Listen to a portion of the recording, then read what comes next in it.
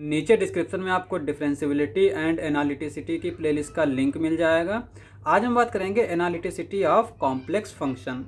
तो एनालिटिसिटी जो है ना, वो हम कॉम्प्लेक्स फंक्शन की दो तरीके से डिस्कस करते हैं। एक तो हम पावर सीरीज में डिस्कस करते हैं कि अगर कोई फंक्शन, उसके लिए हमें पावर सीरीज मिल जा रही है जो कि उस फंक्शन पे कन्वर्ज करे, तो हम कहते हैं वो फंक्शन हमारा एनालिटिक होगा।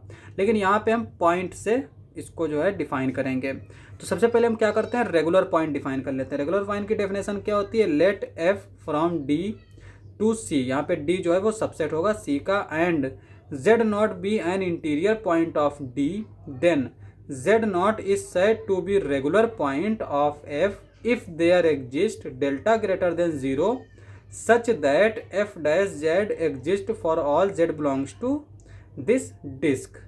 ठीक है, यानी कि अगर कोई पॉइंट हमने लिया, ये कॉम्प्लेक्स प्लेन है और इसका कोई सबसेट हमने डी ले लिया यहाँ पे इस तरह से। ठीक है, इसमें हम कोई पॉइंट ले रहे हैं जेड नॉट।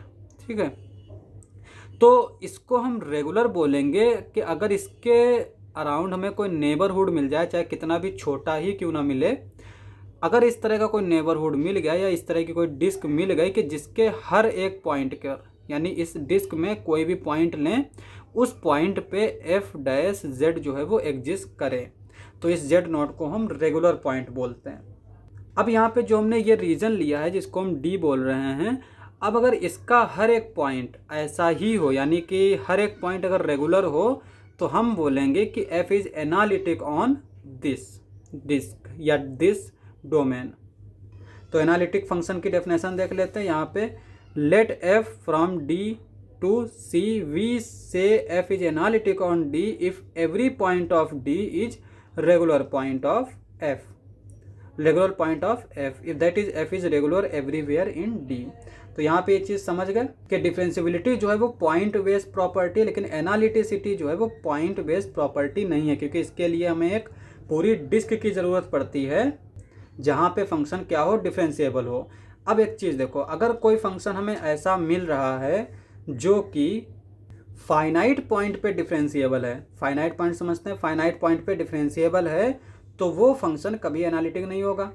या फिर अगर कोई फंक्शन इस तरह से दे रखा है कि वो इनफाइनाइट पॉइंट पे डिफरेंशिएबल है मगर काउंटेबल है, यानी काउंटेबली इनफाइनाइट से एलिमेंट पे डिफरेंशिएबल है, तब भी वो एनालिटिक नहीं होगा, क्योंकि डिस्क जो है ना, डिस्क मिलना चाहिए और इसमें अनकाउंटेबल पॉइंट्स हैं। ठीक है, तो इसका मतलब ये हुआ कि एनालिटिक के लिए एक ऐसी डिस्क मिलना चाहिए जिसके हर एक एलिमेंट पर फंक्शन का एफ डैश जेड एग्जिस्ट करता हो। ठीक है, और इसका एक एग्जांपल देख लेते हैं। यहाँ पे एफ जेड हमने ले लिया मॉड जेड स्क्वायर, और इसको हम क्या लिख सकते हैं, जेड इंटू जेड बार, और del F upon del Z bar हम निकालें तो ये क्या आएगा, जेड। ये भी हमारा कॉम्प्लेक्स फॉर्म होता है सी आर इक्वेशन का, यानी del F upon del Z bar अगर ये ज़ीरो आ रहा है किसी पॉइंट पे, तो उस पॉइंट पे सी आर इक्वेशन सेटिस्फाई कर रही है। ठीक है, और एक चीज़ है कि अगर फंक्शन हमारा पॉलिनोमियल टाइप में है, यानी कि जैसे यहाँ पे देखो, इसको अगर हम देखें तो ये हमारा क्या है, पॉलिनोमियल टाइप में। अगर इसका हम z के जगह पर x माइनस आई वाई रखें और उसका मॉडुलो लें,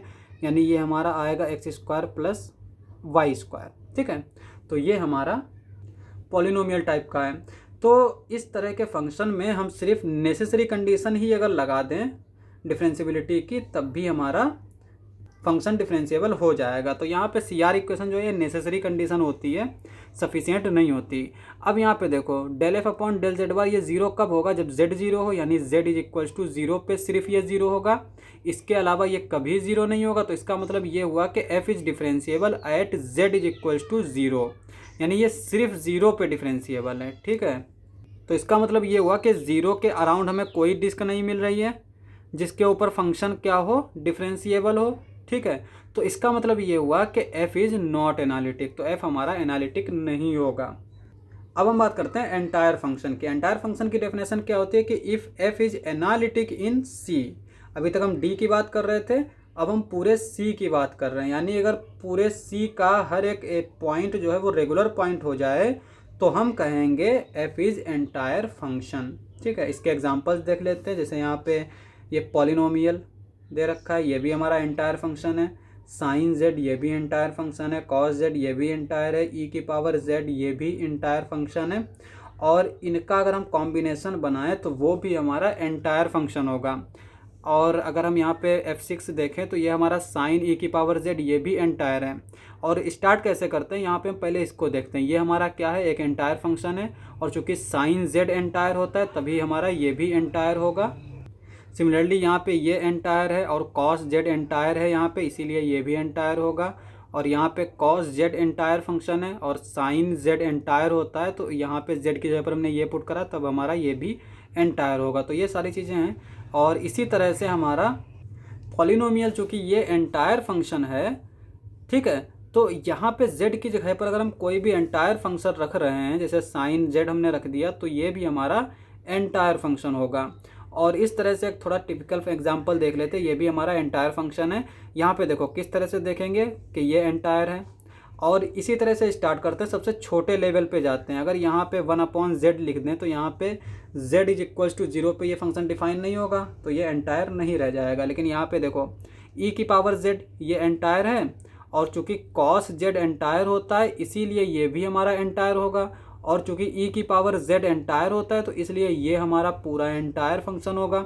ये पूरा एंटायर है, साइन z एंटायर होता है, तो इसलिए ये पूरा फंक्शन जो है वो हमारा एंटायर फंक्शन हो जाएगा।